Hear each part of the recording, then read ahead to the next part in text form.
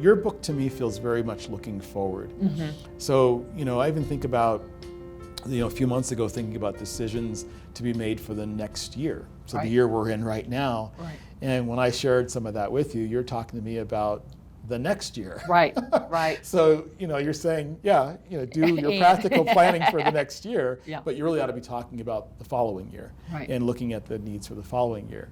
And I think that is another shift that I see that could benefit organizational leaders from really engaging in the book and in your community, is to recognize that planning is really not what's going on the next 6 months. It's really where you want to be 18 or 24 months from now, and then deciding what today's decisions are that'll influence that outcome.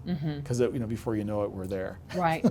Right. Yeah. And being able to anticipate those changes, right? Right. You might recall that when we talk about the external context, I kind of provide I think a new way of thinking about forces and trends, categorizing them as either shapers or drivers. Yes. And shapers being really those things that provide almost like the guardrails, if you will. The driver's really the propulsion. Yes. And I've thought about it in terms of, and my advice to folks is to identify what's going to shape or drive what your customer does. Because that's what matters the most, right? Yeah. That's what matters the most. And so if we think about something like the K-shaped economic recovery that we're living through, depending on your mission, that reality might be a shaper or a driver.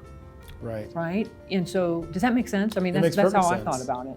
And so we can apply that same kind of construct of shaping and driving for your customer to all the different kind of force and trend categories there are, and identify which are the ones that really are the unavoidable ones for us.